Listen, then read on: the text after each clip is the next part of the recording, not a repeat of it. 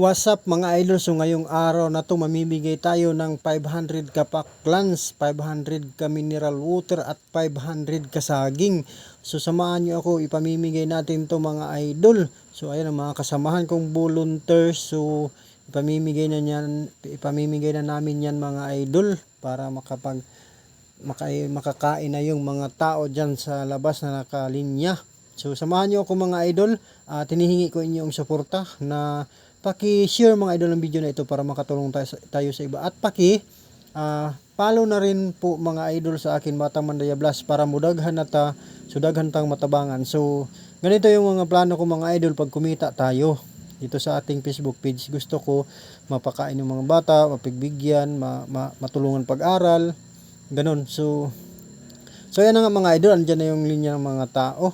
So bibigyan na natin sila kasi gutom na. So ayun mga idol, yun na nga, patuloy tayo dun sa ating pinag-usapan. So yun ang mga kasamahan ko na volunteer mga idol. At gusto ko nga na magkatulong sa ating kapwa kasi mas masarap sa puso na mahal mo yung mga kapwa mo tao, mga kabataan na lalo nating pagtuunan ng pansin kasi dito sa amin maraming hindi nakapag-aral. So parang 100 kami kakabataan dito sa amin. So mga 3 lang yung professional dito sa aming lugar, 3 o 5. So yung 95 hindi nakapagtapos ng pag-aaral, kaya sana nakita ko na gusto kong makatulong. Tutuunan ko ng pansin pag kumita tayo, bibigay natin sa mga kabataan. Gusto ko makapag-aral sila at gusto ko na kahit feedings man lang o kung anong pangangailangan nila, matulungan natin sila para makapagpatuloy sila sa pag-aaral nila.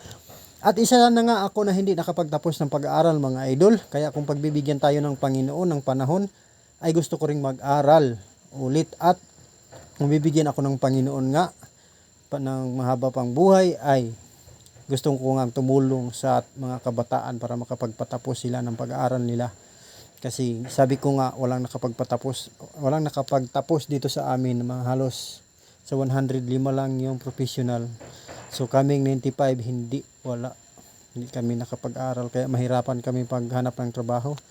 So yun na nga mga idol, gusto niyo makatulong rin kagaya ko, share niyo yung video at paki-follow kay Batang Mandaya Blues para dumami tayo at makita natin isa-isa ang ating mga ginagawa sa ating mga kapwa. Kailangan natin ng pagmamahal sa ating kapwa, kahit sino man yan, ano man yan. Ang pairali natin ang pagmamahal.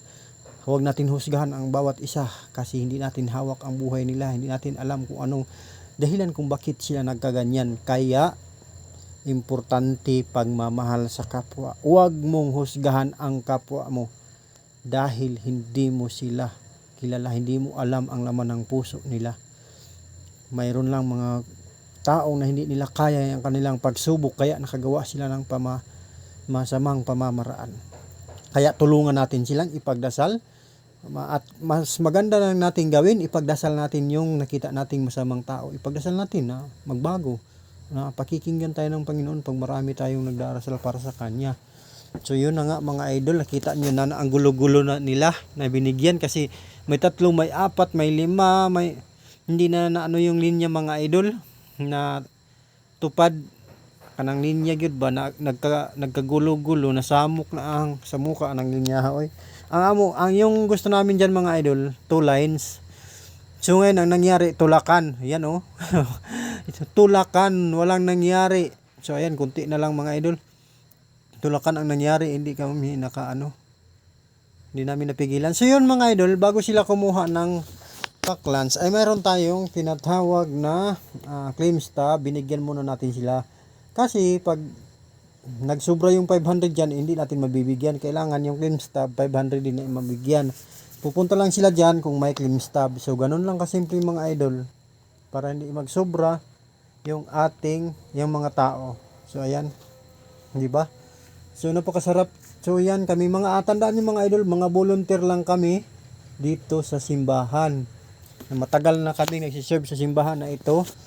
Bawat pista mga idol ay nagsiserve kami.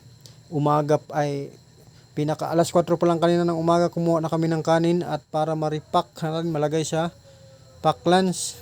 So ang aga namin gumising At nakatulog kami alas 12 na kasi ang daming bisita mga idol. So ngayon ang kapistahan. Kaya ayan ang daming tao mga idol. So ayan, sa nanood ng video na ito ay nakatulong na kayo sa ating mga kapwa at huwag niyong kalimutan mag-share at mag-follow para makatulong na tayo sa ating mga kapwa na gusto pa nating tulungan. Yan, masaya kami. So masaya halos basta fiesta, kahit nasa malayo na ako mga idol, uwi talaga ako dito para makatulong, makapag-serve. Kasi ganito yung pangarap ko na makapag-serve sa mga kabataan, makatulong tayo para makapag-aral sila. Kaya hindi para lang sa aking sarili ang Facebook page na ito pag gumita tayo, para sa mga kabataan dito sa amin na uhaw sa pag-aaral. Kailangan makatapos ng pag-aaral mga idol. Kahit ako nga hindi halos makarunong magbasa, kaya gusto kong mag-aral. So yun mga idol, ingat palagi. God bless, love you all.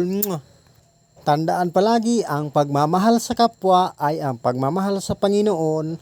Magpakumbaba po tayong lahat para sa Panginoon. Ganon ang Panginoon kasi.